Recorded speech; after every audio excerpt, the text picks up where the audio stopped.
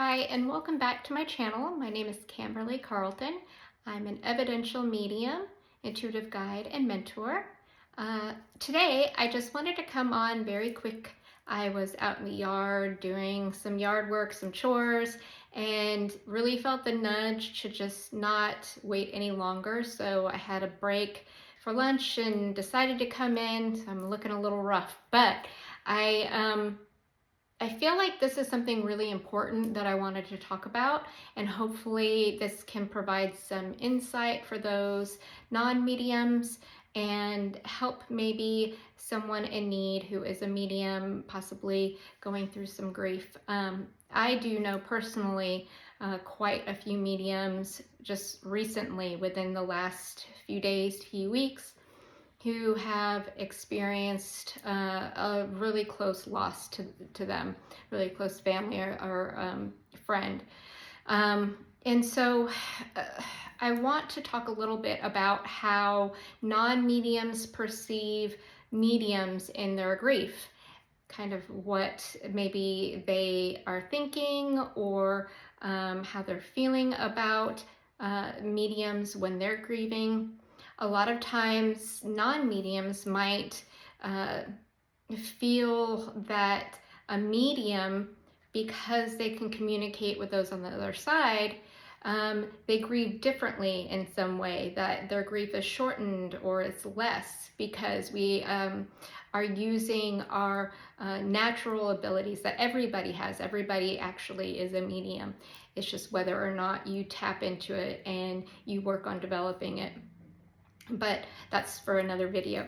But yes, oftentimes non-mediums might assume that because we can communicate with the other side, we have an easier time really moving through those different stages of grief, or they feel that we move through the stages much faster because we can communicate when someone passes. So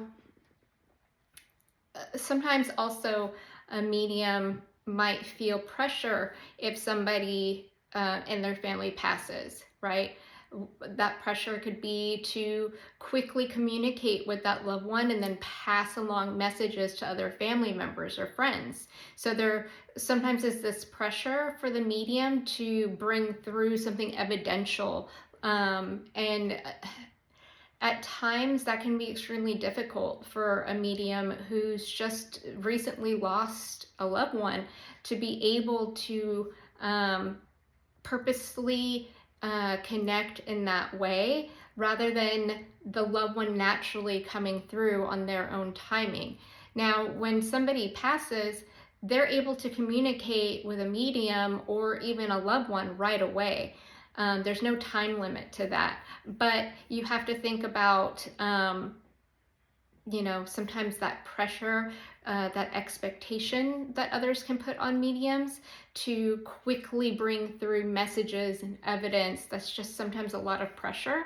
That's just one thing that I wanted to kind of address, to just, if you can, if you are a non-medium and you have a friend or family member that's a medium and someone passes, someone mutual between the two of you, let it come naturally. It may even be that it's not the medium who gets the first contact, that first sign or message. It might be you, the non-medium, So if we're always, as a non-medium, putting all the expectation for the person in spirit to first contact the medium in the family or friend group, you may be missing out on the signs that they're trying to send to you. So it's really important to stay open to who and when the loved one who's recently passed tries to connect.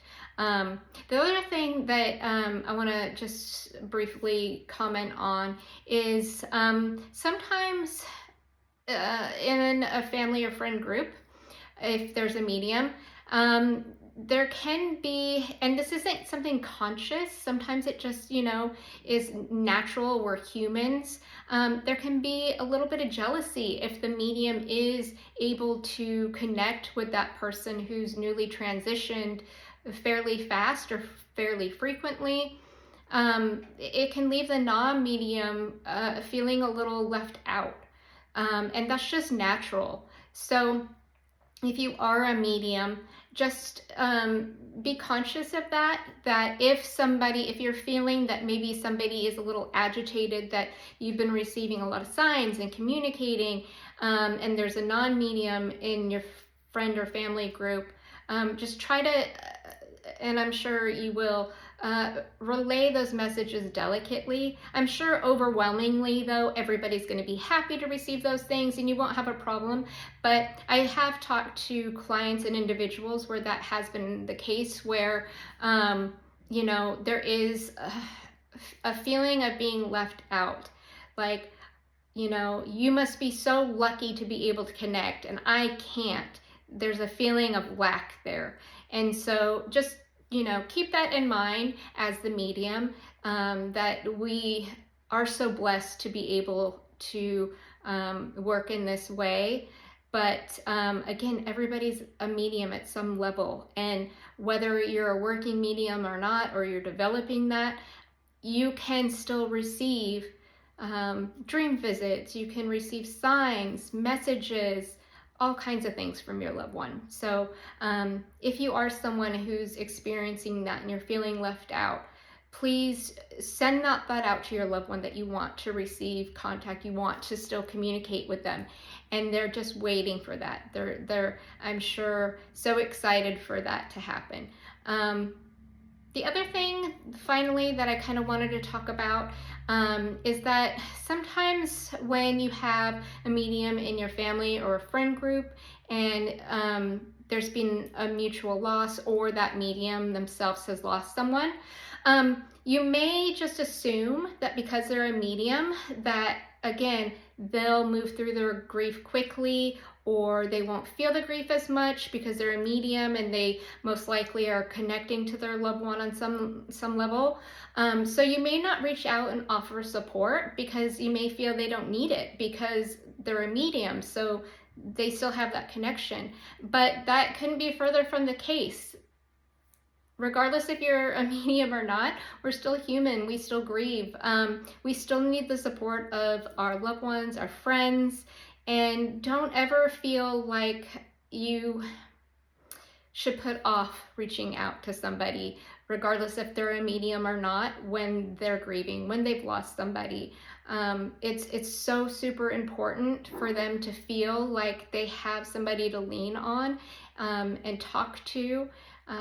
Just please know that your care and your support is always wanted, whether you're a medium or not. So I hope this has helped. Again, I would love to hear your comments, any questions.